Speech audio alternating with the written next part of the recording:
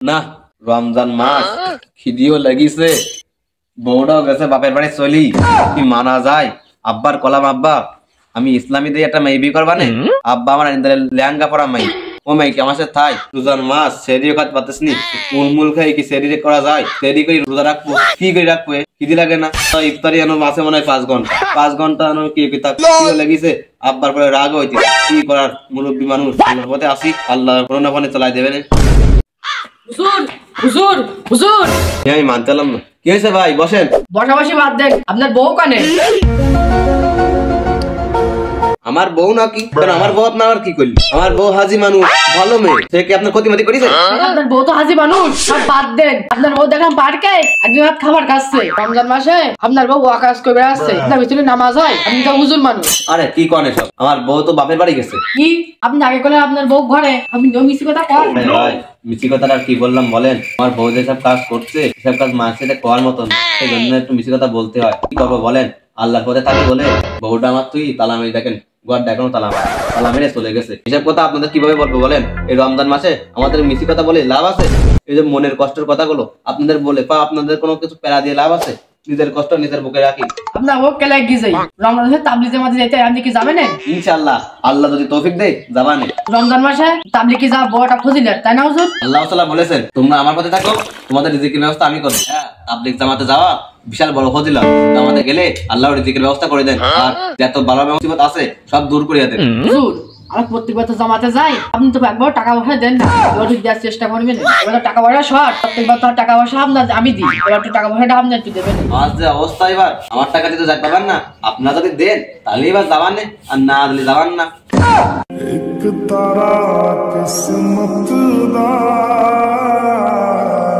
আমার তো এই অবস্থা, আপনার তো আমি জ্ঞান করে দিবা না, আমি তো না খেয়ে মরতেছি না, এবার জামাতে গেলাম না।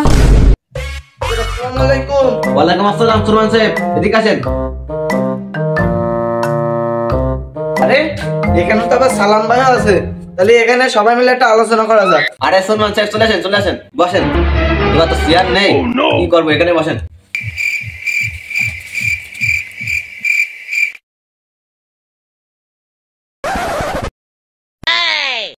কি আলোচনা করবেন বল, শুনি আমরা সবাই মিলে। আলোচনাটা হচ্ছে যে ইফতারের লিস্ট, এ তো অনেকে নাম লেখায়নি, 7-8 জন মনে হয় লেখাইছে।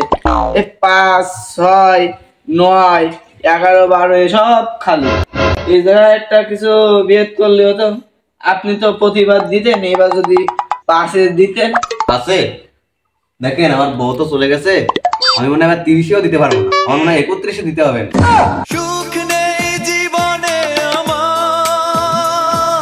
সুমন ভাই আপনি তো মসজিদের সভাপতি, আমি তাই কুল দিয়ে সেরে করতেছি আর পানি দিয়ে ইফতারি। আমার অবস্থা খুব টাইট, বউটা চলে গেছে বাপের বাড়ি, আমার জায়গায় বাদ দিই সালাম ভাই দেখেন দিতে পারে কিনা। আমি তো এবার মানে ইফতারি দিতে পারবা না। না সভাপতি সাহেব, ও ভুল করবেন না, ইটা দিতে পারবো না। সেদিন শুনলেন না মাঠে বড় গরু মরে গেছে, কোন অবস্থা? এই 30 রমজানের সময় ওই ঠুই কি দিতে পারি কিনা? কেউ তো ইফতারি দেবে না, আমি এখানে দুটো দিচ্ছি, তোমরা যদি একটু না দাও তাহলে কি করে চলবে না রমজান মাসটা? আর হুজুর তারাবি পড়াবে, সে টাকা তুলতে মেনে। সভাপতি সাহেব আপনি একদম দূর দিচ্ছেন, তাহলে আরো দূর দেন, কোনো ব্যাপার না তো আপনার। নয় আরো দূর দিলাম, আর কোনো দেবে কিনা? তাহলে এবার কি করে চালাতে দিবেন? সালাম ভাই তাহলে আপনারা একটা কিছু বলেন। মুডা কাছে যাচ্ছে, ওর নামে দুটো লিখা দেয়, বড় লোক মানুষ। সভাপতি সাহেব কি করা যায়, ওকে ডাক দেন। এ মোটা কাছে শুনে যাও। কি মনে হলো না হুজুরি কি বাড়িতে সভাপতি সাহেব আমার দেখি দেই আসি, কি কয়? আসসালামু আলাইকুম। ওয়ালাইকুম আসসালাম। চলে যাও, এদিকে আসো দ্রুত। এবার কি যে কবে রে টাকা পয়সা শর্ট আছে, এর ভিতরে দিতে পারবা না, কি কবে নেবা? কি হুজুর কি হবে সাহেব, এবার কিন্তু ইফতারি দিতে পারবো না, টাকা পয়সা অনেক শর্ট। হুজুর এবার কি করতে হবে আমার একটু কোয়া।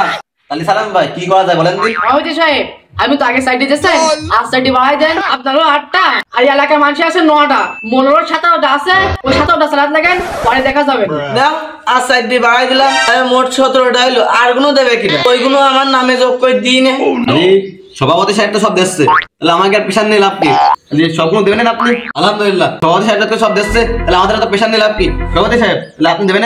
আল্লাহ আপনার হায়াত বর্ষিত করুক। ভয়াবান মানুষ 21টি ইফতারি একা দিচ্ছে, এরকম মানুষ খুঁজে পাওয়া যায় লাখে 8টা।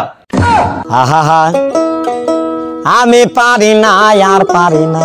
আল্লাহ, সভাপতি সাহেবের হাত বাড়াই দিন। সভাপতি সাহেব একাই 21টি দিচ্ছে, সামান্য জন্য 30টি দিতে পারে। আমিন।